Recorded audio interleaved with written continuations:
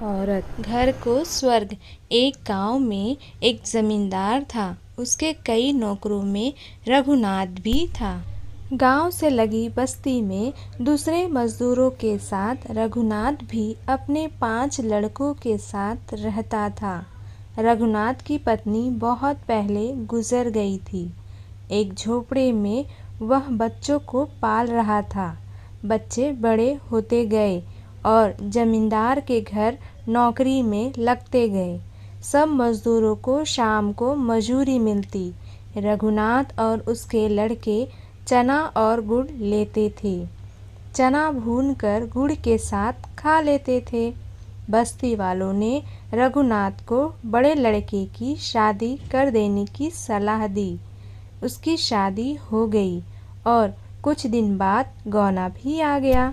उस दिन रघुनाथ की झोपड़ी के सामने बड़ी बमचक मची। बहुत लोग इकट्ठा हुए नई बहू देखने को। फिर धीरे धीरे भीड़ घटी। आदमी काम पर चले गए, औरतें अपने अपने घर।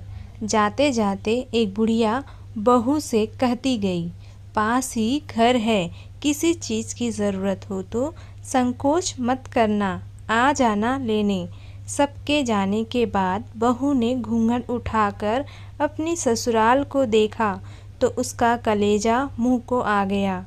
जर्ज सी झोपड़ी, खूंटी पे टंगी कुछ पोटलियाँ और झोपड़ी के बाहर बने 6 चूल्हे। रघुनाथ और उसके सभी बच्चे अलग अलग चना भूनते थे। बहू का मन हुआ कि उठे और सरपट अपने गांव भाग चले, पर अचानक उसे सोचकर धचका लगा, वहाँ कौन से नूर गड़े हैं, माँ है नहीं, भाई भौजाई के राज में नौकरानी जैसी जिंदगी ही तो गुजारनी होगी। यह सोचते हुए वह बुक्का फाड़ रोने लगी। रोते रोते थक कर शांत हुई। मन में कुछ सोचा। पड़ोसन के घर जाकर पूछा, अम्मा एक झाड़ू मिलेगा? बुढ़िया अम्मा ने झाड़ू, गोबर और मिट्टी दी और साथ में अपनी पोती को भेज दिया। वापस आकर बहू ने एक चूल्हा छोड़ बाकी फोड़ दिए। सफाई कर गोबर मिट्टी से झोपड़ी और द्वार लीपा। फिर उसने सभी पोटलियों के चने एक साथ किए और अम्मा के घर जाकर चना पीसा।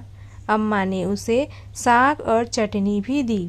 वापस आकर बहू ने चने के आटे की रोटियां बनाई और इंतज़ार करने लगी।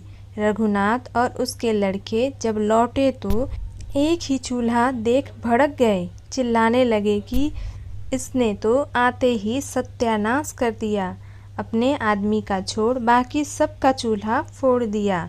झगड़े की आवाज़ सुन बहू झोपड़ी से निकली। बोली, आप लोग हाथ मुंह धोकर बैठिए, मैं खाना परोसती हूँ। सब अचकचा गए, हाथ मुंह धोकर बैठे। बहू ने पत्तल पर खाना परोसा, रोटी साग चटनी। मुद्दत बाद उन्हें ऐसा खाना मिला था। खाकर अपनी अपनी कतरी ले वे सोने चले गए। सुबह काम पर जाते समय बहू ने उन्हें एक एक रोटी और गुड़ दिया। चलते समय रघुनाथ से उसने पूछा, बाबूजी, मालिक आप लोगों को चना और गुड़ ही देता है क्या? रघुनाथ ने बताया कि मिलता तो सभी अन्य है, पर वे चना गुड़ ही लेते हैं, आसान रहता है खाने में। बहू ने समझाया कि सब अलग अलग प्रकार का अनाज लिया करें। एक देवर ने बताया कि उसका काम लकड़ी चीरना है। बहू ने उसे घर के ईंधन के लिए भी कुछ लकड़ी लाने को कहा।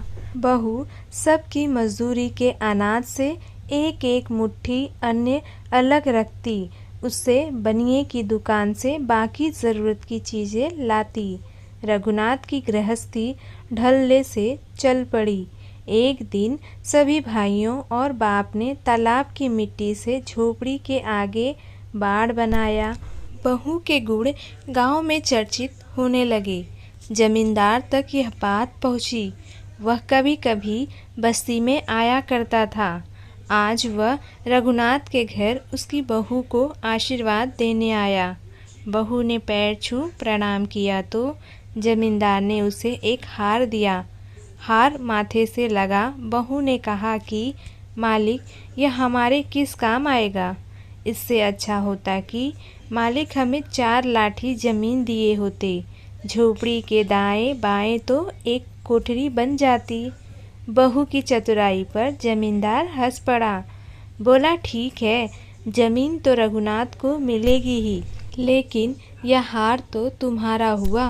और चाहे तो घर को स्वर्ग बना दे और चाहे तो नरक बना दे। मुझे लगता है कि देश, समाज, व्यक्ति या परिवार को औरत ही गढ़ सकती है। दोस्तों, ऐसी ही कहानी सुनने के लिए हमारे साथ बने रहें। आपको क्या लगता है, क्या औरत एक घर को स्वर्ग बना सकती है? अगर हाँ, तो कमेंट बॉक्स में कमेंट करके ज़रूर बताएं। आपके कमेंट का इंतज़ार रहेगा। दोस्तों, अगर आप हमारे चैनल पे न्यू हो तो चैनल को सब्सक्राइब कर ले, जिससे आपको लेटेस्ट अपडेट मिलती रहेंगी। वीडियो देखने के लिए धन्यवाद। Bye bye, take care.